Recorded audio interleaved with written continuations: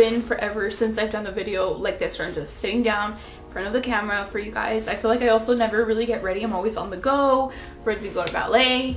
But today, of course, because of the new year and everything like that. Also, I don't know if you can tell I'm sick. Also, I'm a Sagittarius. That's why like my brain is bouncing everywhere. Because it's a new year, I really want to kind of bring us back to our roots, which is talking about finding inspiration in life and starting ballet if that's something that you want, or just starting like any hobby that you're interested in starting. And hopefully I give you inspiration on why I started and give you some tips on how to start. Okay, this I already know is gonna be like a super long video. This is gonna be like part 1. We have so many parts to cover.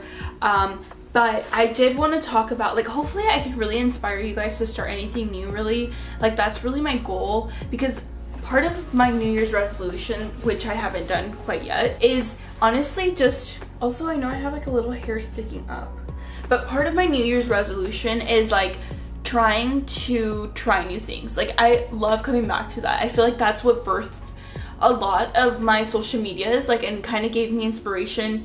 Like TikTok, when it did, I wanted to start like something new and fresh that I hadn't seen on TikTok, and same thing with YouTube. I just love any source of inspiration. I'm so sorry about this little hair, by the way. If you're thinking about starting ballet, I always get like younger people asking me like, can you lose weight on it? Or like, is it gonna affect my mental health? And how do I go into it like where it doesn't affect my mental health? Yes, ballet it's a unique sport, and so many other ones, but I can only touch on ballet based on my experience. Ballet is one of those sports that you're gonna have a very close relationship to the mirror, because you need to look at your body so often and like, hey, let's open a conversation about it. At the same time, it's like, remind yourself of that. Remember that, hey, this might not be the sport for you. Everything that I say is gonna be subjective. Like, I feel like you can apply this to any sport that you want to start, or any activity that you want to start, like painting, building,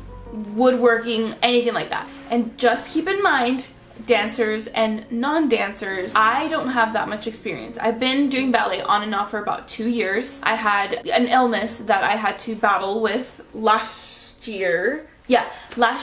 So I did take some time off, and that of course affects your journey. Once you get older, you realize shit just happens as an adult.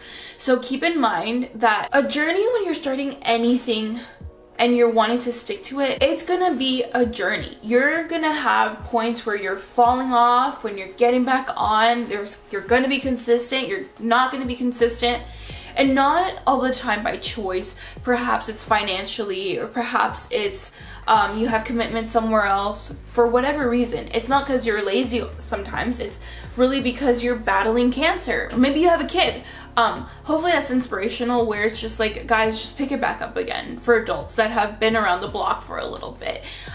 For kids, I feel like it's harder for them, like younger teens, preteens, kids, it's harder for them to grasp that. Just by sharing my journey online, people just think like, oh, you know, you should just stick to it. Like, why can't you just stick to it? You'd see progress by now. It's just life. And once you get there, you will know that this actually, unfortunately, happens where you can't be consistent all the time for said reasons. I'm putting timestamps in the description. Skip around wherever you need to. And then the last disclaimer that I have to make, because I will get comments about this, is every studio is different. Ask your teacher first. I have posted, you know, some stuff online, and especially on TikTok, just like the crowd is just so much different on TikTok and YouTube and Instagram. TikTok, like, comments are just like a little bit more like, not aggressive, but just like sometimes it could really hit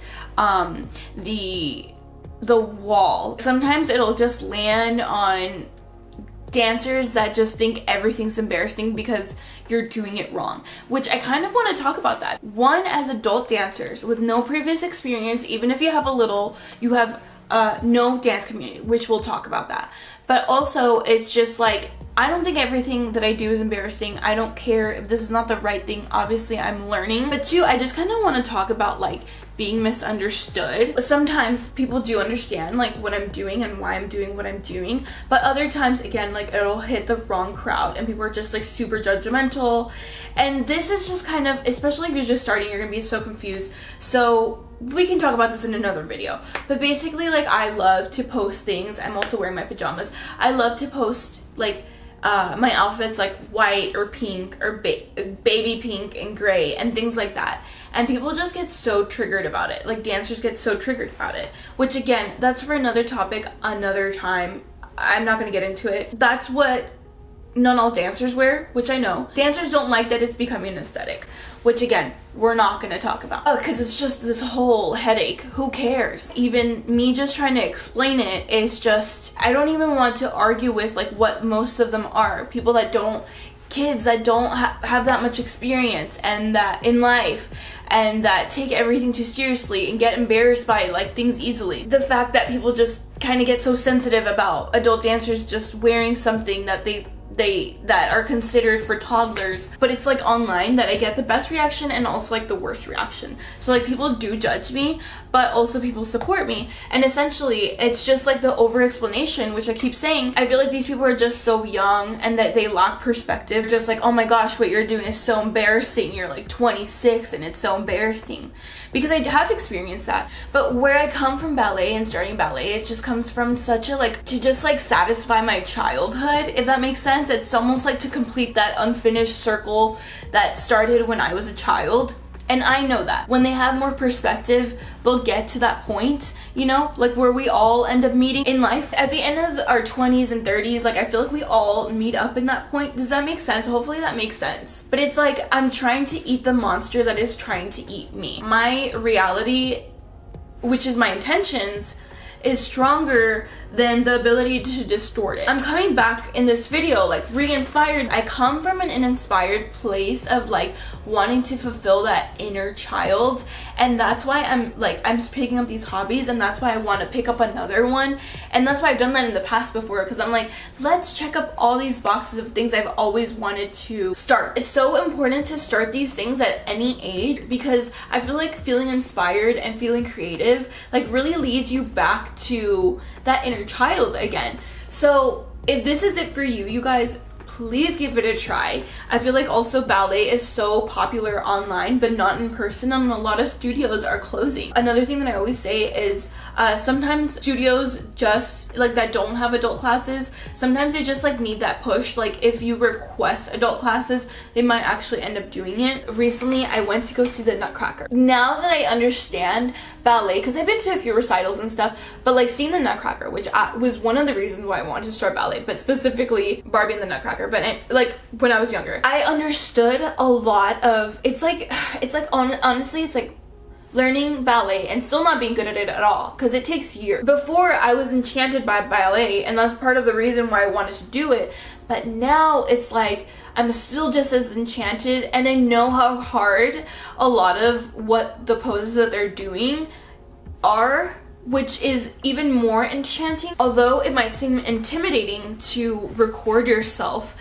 I will say documentation unintentionally, because I was just trying to document the fact that I was learning and hopefully getting better, but because I've been documenting like how I'm dancing and stuff like that, I like looking back and being like, oh wow, like I really wasn't engaging, you know, like now I get what people are saying, like, hey babe, like maybe you want to practice on certain things. With ballet, it's like it's very slow. The progress is gonna be very slow. I have a video on like what to expect on your first class, so I'll link that somewhere in the description. Let's keep it simple, so because I don't want to overwhelm you. Like, this might not be the thing for you. You don't have to be super flexible. It's something that I answer all the time, but I also get so many questions about all the time. Just practice, but you don't have to be so freaking flexible whenever you first start. I would suggest that you got there early. It's good also to kind of maybe warm up, maybe talk to the teacher a little bit. Of course, you have to change, and as part of an etiquette, you do want to be there a little bit early anyway. I will say every studio is different. Like right before my adult classes, there is a class right before it. Form-fitting clothes, you don't have to do it. Again, everyone's going to tell you differently. If you want to try this out, maybe wear comfortable clothes. The reason why you want to wear form-fitting clothes, say if you want to go more consistently, is because you want the teacher to be able to like almost critique your form, because that's like a lot of what ballet is. In my classes, not every adult wears like super tight fitting tights. I would say like just wear leggings, maybe a loose top. One thing I would probably suggest that you do buy before your first class is your shoes. Canvas or leather is kind of controversial, and I think I covered that in other videos.